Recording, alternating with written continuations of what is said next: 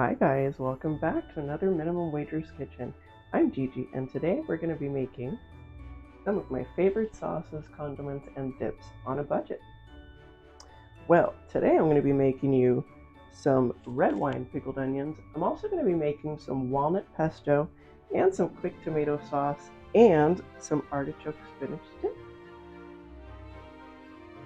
Alright, so the first one we're going to go ahead and do today with these ingredients is going to be Puerto Rican mayo ketchup. This one's a great sauce for burgers, for fries, and especially for tostones as well, besides banana ketchup. And you can definitely use the banana ketchup for this recipe. So for today, for this recipe, oh my goodness, so easy. Literally, it's just 1 part mayo, so half a cup is what we're using today. And let's get that right in here.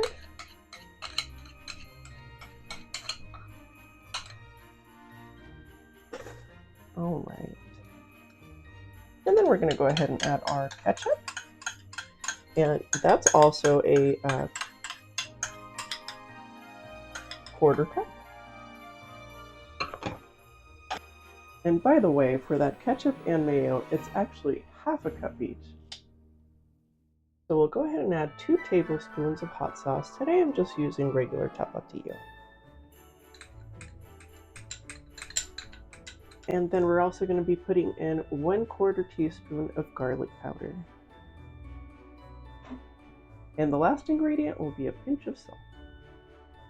Alright, so here's all of our ingredients. Now all I'm going to do is just mix these up really well. That way it's well blended in.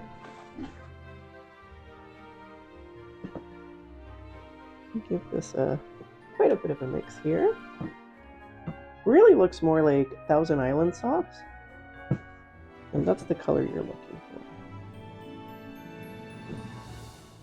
for.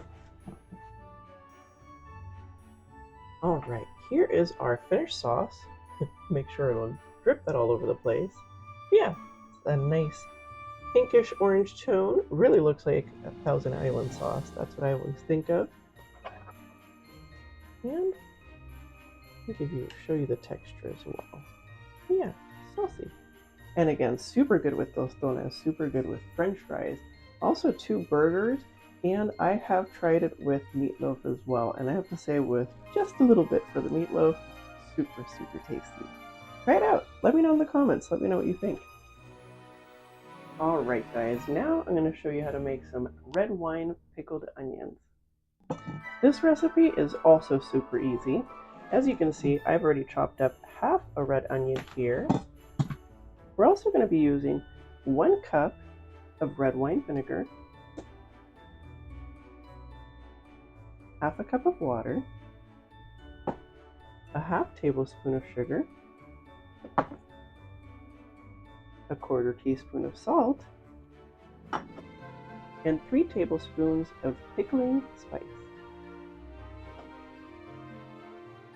Alright, so the first thing, of course, is going to be slicing that onion. So I've already gone ahead and sliced half the onion, and what I did is I cut it in half and then I turned it to its side as opposed to one side, so that way you can get more of a moon cut. And just like that. It's much easier to work with, so that way you can pickle all the parts of the onion. Alright, so first up is going to be going ahead and pouring your red wine vinegar into a sauce pot. And we want to go ahead and turn our heat to medium low. We also added our half cup of water. Now the goal here is not to boil the mixture and not to have it so it has the little bubbles. It's really just to warm it up. Alright, so next we're going to go ahead and add our pickling spice right in the sauce pot. And our salt and sugar. Warming up your mixture here now should take about 4 or 5 minutes or so. Don't go overboard, make sure it doesn't boil, and make sure you don't see little bubbles at the bottom.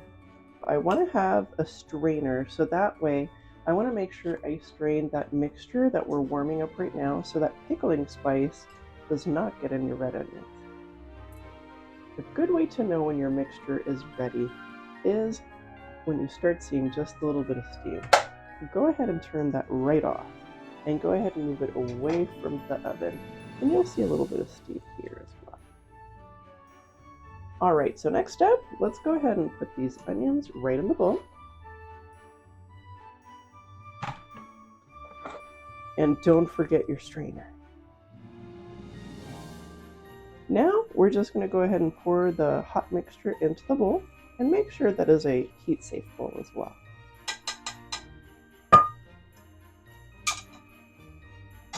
And the last part for these, I like to push these down a little bit and kind of break them apart just a bit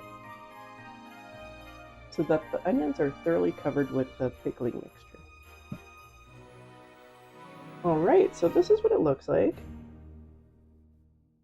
Really pretty color. And once two of these are cooled, they'll absorb a bit of that color from the red wine vinegar, which makes them look really, really pretty. So these are pretty much done. So that's it. I know, right? These are so quick and easy and fun and on a budget. So I'll go ahead and let this cool down for a good hour here, just because it is pretty warm, and I'll set it aside for a while. And once that's cooled, you can refrigerate that to up to 2 weeks. All right, guys, I'm back, and let's go ahead and make some walnut pesto now. Yum! So for today's ingredients for the walnut pesto, this is going to be 2 cups of fresh basil, super nice and yummy. And go ahead and make sure you take off all the stems. But yeah, if it's packed, that's about 2 cups right there. And if you need to weigh that out, that's about 4 ounces, so you know. Yeah, and that price for the basil at Trader Joe's, guess what? A whole $2.79. That's a pretty dang good deal, because that's quite a yield out of there. A whole 2 cups? That's pretty darn good. You'll see. Alright, so ingredients. The 2 cups of basil here, and again, 4 ounces if you need to weigh that out. I'm going to be using 2 garlic cloves as well. 1/4 cup of olive oil. Also 2 tablespoons of lemon juice. Some salt and pepper to taste. And 1/4 cup of Parmesan. Well, and let's not forget the walnuts. And for the walnuts, that's going to be 1/4 cup. And that's so we can roast our walnuts in a small little pan here. Today we're also going to be using that little ninja chopper from the previous video that I did testing budget kitchen gadgets. Alright guys, so I'm warming up the oil here, and I'll show you the olive oil real quick.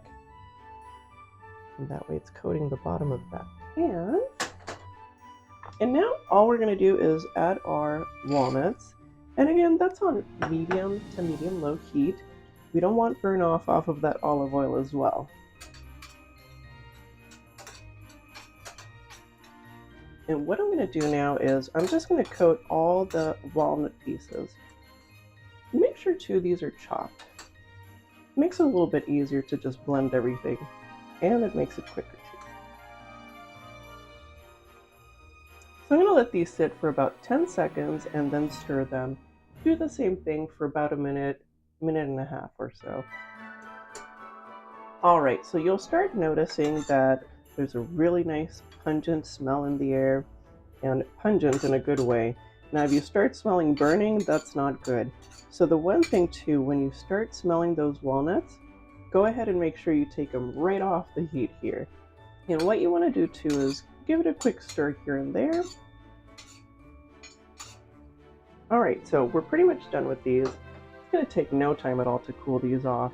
So let's go ahead and get started on our pesto. Alright, so I've got our little ninja chopper here, and I've got the blade already in here. What I'm going to do is, carefully so I don't cut myself, make sure that we get these right in. And again, just be really careful because again, those are several blades in there and they're quite sharp.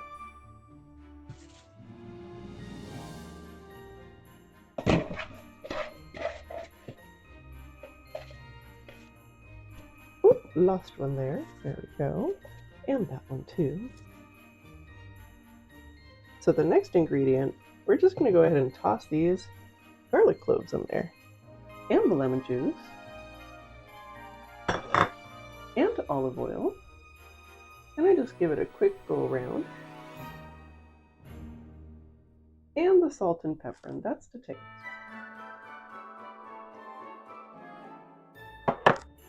All right, so we've got most of our ingredients there except for the Parmesan cheese and the walnuts. And believe it or not, those walnuts are almost cooled down, so that'll be perfect timing to throw those in there once we're done getting these all chopped up. So let's go ahead and put our lid on here and line this guy up. Remember in the last video, I forgot to put the lid on. And of course, gotta line this up here. Ah! Look at that. Pretty much done. I mean, seconds. I gotta see this real quick. Yeah, pretty much. Let's go ahead and just give it a quick. There's this one leaf. This one, just one leaf, right there. All right, let's go ahead and chop this all up. Maybe like a couple more seconds. Wow, that's pretty cool. This thing is awesome. And even the garlic. Let me show you guys. Wow, that's impressive. Pretty much done. Huh. That smells already really good. All right, so let's go ahead and add our walnuts now. And again, not all over the counter. And our Parmesan cheese. Sprinkle that in.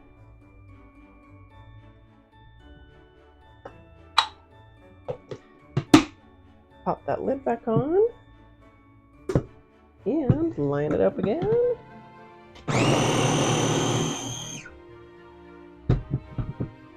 This thing's so fast.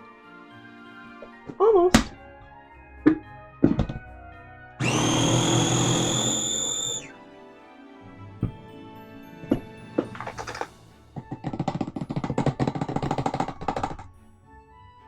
Also, the other thing I like about this little gadget is that if you barely tap, and you probably shouldn't on the plastic, but if you barely tap, everything comes right off.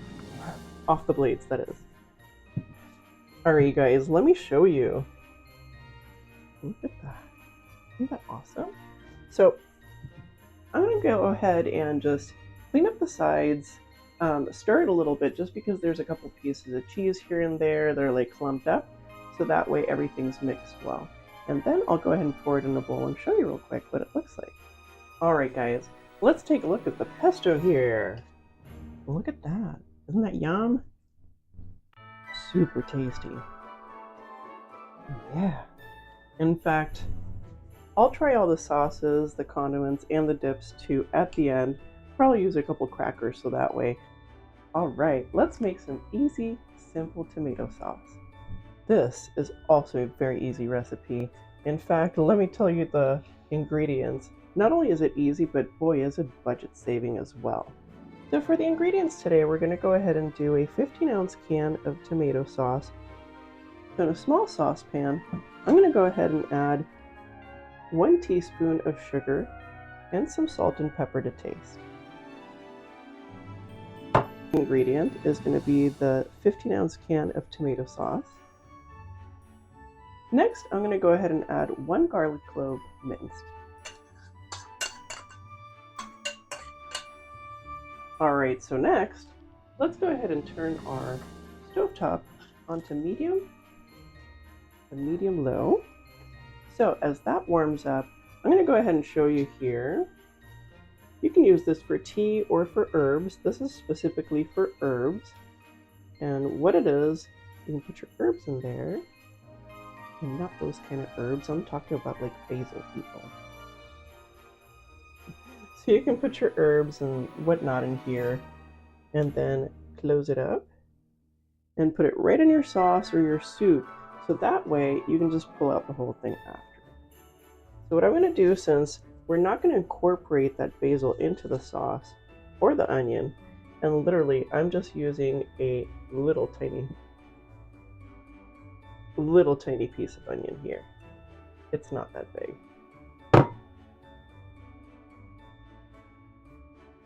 Reason is because I don't want to sit there and fish it out. I guess it's the lazier way of doing it, but for me it's efficient, so I'll say that. Alright, so this is just simmering here. So what I'm going to do is turn this down to a low simmer and let it simmer for about 5 to 8 minutes, really to get that flavor from the basil and the onion out of there. And that way too, with that garlic, you'll be able to taste that as well. Alright guys, so this sauce has been simmering for about 8 minutes or so, and it's pretty much done. I went ahead and pulled out the basil and then a little bit of that onion as well out of here. And I'll show you here in a moment what it looks like. So I'm going to go ahead and pour this in a bowl for you here so you can take a look.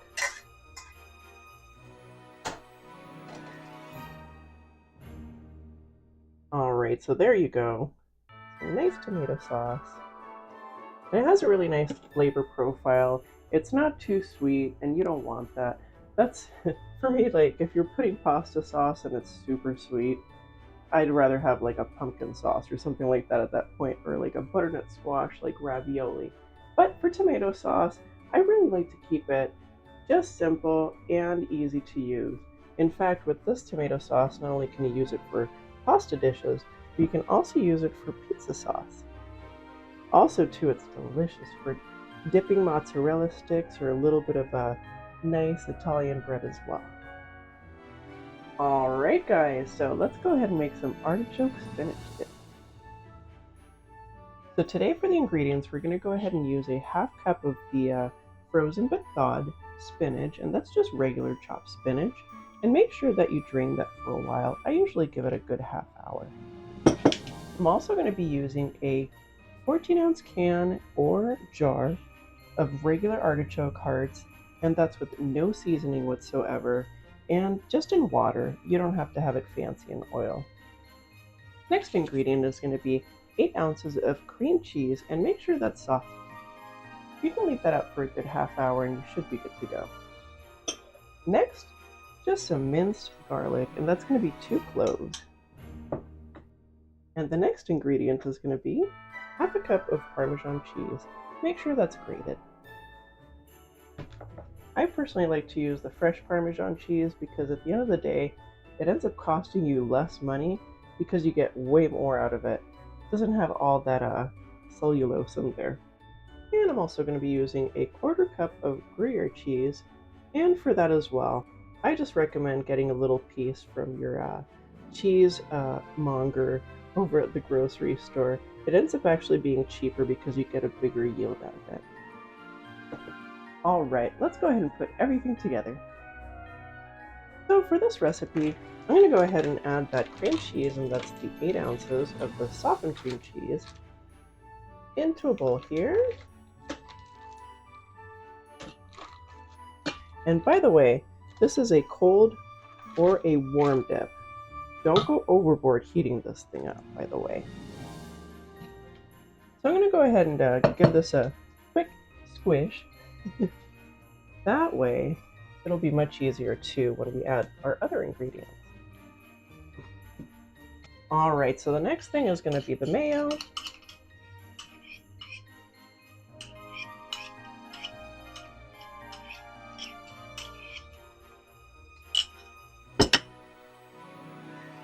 And the sour cream.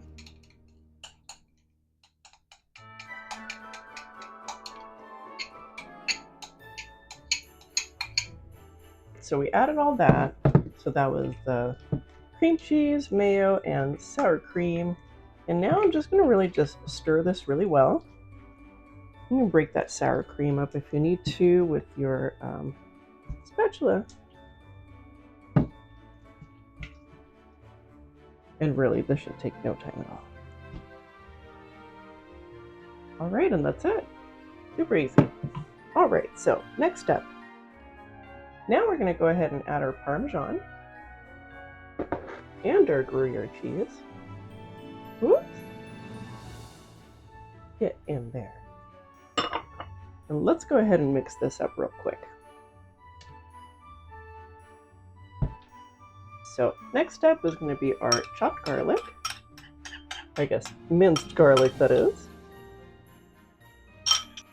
And then next step, our salt. Give this a quick stir again. Now you should have about that consistency here. And that's with the cheese in there. So the next step is going to be adding your spinach.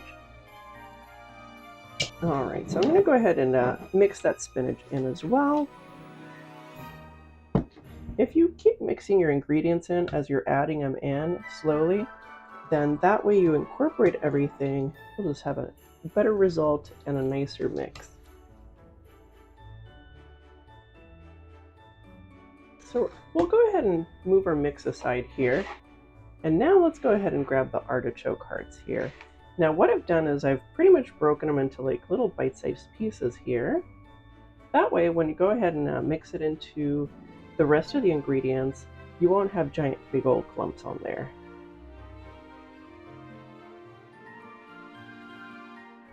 You can also chop this up with a knife as well if you'd like.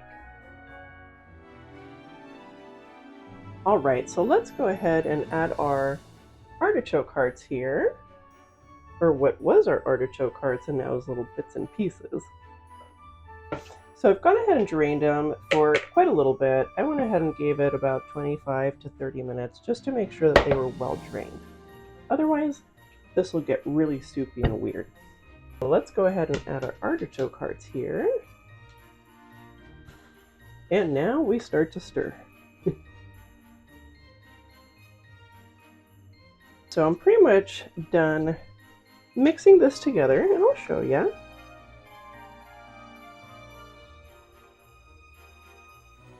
There we go. Artichoke tip there. Now, here's the thing too. Everybody's different on the texture. If you don't want bigger pieces of like artichoke like this, what you can do is either pop it in the food processor or the little Ninja chopper, or you can also use an immersion blender. And what I do is I just go and do this. And I start from the top and sink down, and I use low.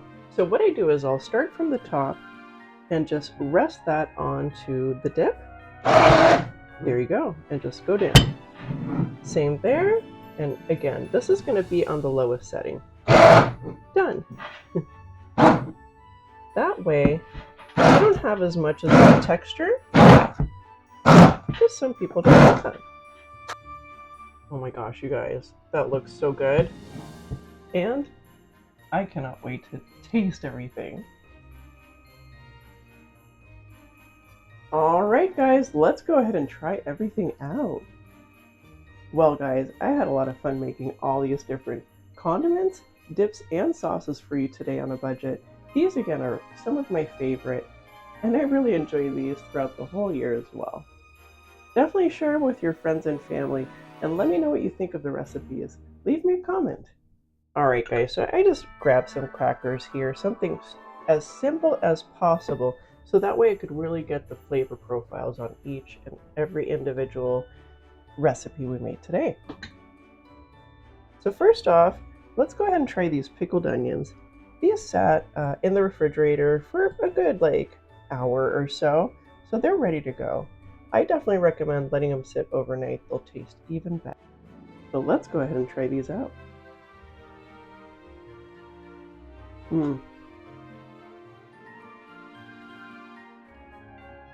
That pickling spice definitely makes it much of a rounder flavor, gives it a little bit of that spice, and also too, just a touch sweetness. And of course that red wine vinegar, that gives a lot of flavor profile and a punch as well. Let me show you what they look like. Again, these are great for like potato salad, and I just spilled everywhere. Oops. So yeah, this is great for like potato salad, tuna salad. It's really good on sandwiches, cold or hot. I've had this on BLTs before and it's excellent. And you can also use it for all sorts of other things like salads and whatnot. All right, so I'm going a little off order for how I did the recipes today, but now we're gonna go ahead and try the Puerto Rican mayo ketchup. And this one's one of my favorites for like burgers, tostones, french fries, all sorts of stuff. All right, let's go ahead and give this a go.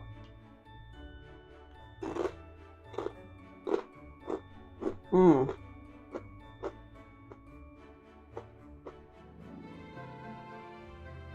It is very reminiscent of Thousand Islands, but not quite there. And what I like about it, it's a little bit simpler. With that tapatio hot sauce too, really gives it a little bit of that hot kick, not too much. And the mayo really rounds everything out, gives it that creamy consistency and also flavor as well. And the garlic powder, that gives a little bit of that extra flavor as well. That was really good.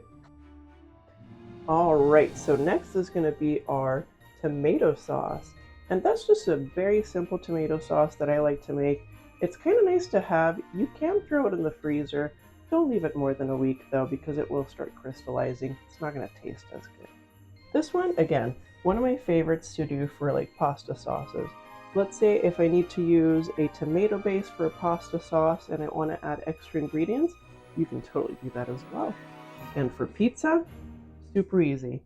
I mean, the consistency is perfect for it. You don't have to use a whole lot either. And it has that nice little garlic punch, but not too much. All right, let's go ahead and give it a go.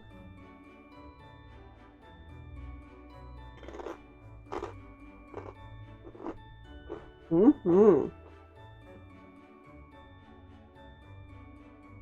That is also very delicious. And I really wish I had a piece of bread to dunk in there, but the cracker was quite good with it as well. Yeah, this one's one of my favorites. Again, super easy, super simple. You can dress it up, you can do all sorts of stuff. Also, a great base if you need to make a quick tomato soup. The next one's going to be our pesto, and that's the walnut pesto. You can make it with pine nuts. I just figured walnuts would be a little bit less expensive. So let's go ahead and try our walnut pesto.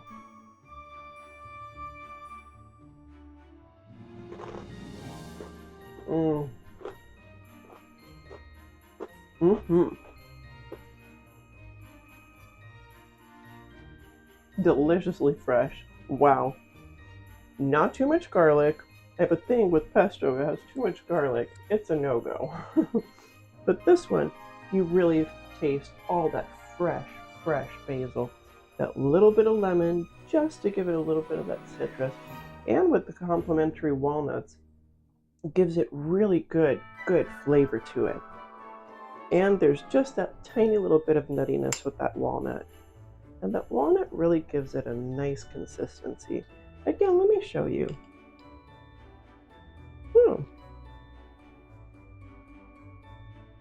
So yeah, this one again, also very tasty. And you can also use this too if you want to make like a pesto pizza. All right, you guys, we're at the last one now. This one is the spinach artichoke dip, and it has a little bit of that Parmesan and Gruyere in it as well. Let's go ahead and give this a taste. Mmm. Mmm.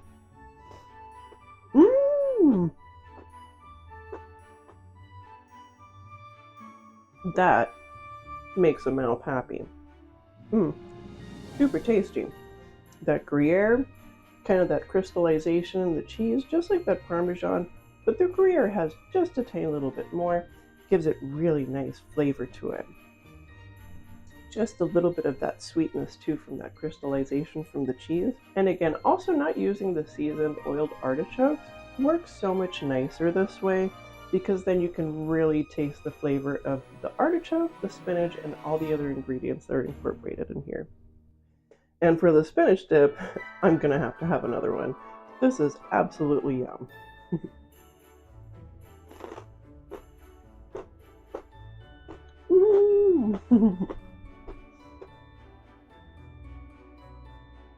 Now that's what I call food happiness. Well, guys, I had a great time today making you some easy sauces, condiments, and dips on a budget. Again, these are some of my favorites, and these are great to share. Well, guys, thanks so much for joining me today. Don't forget to hit like and don't forget to hit subscribe. And now you can check out my other videos so you can binge watch. Yay! Well, guys, I had a great time today, and I hope you did too. So I will see you next time on the Minimum Wagers Kitchen. See you next time. Bye. Bye. Bye. Bye.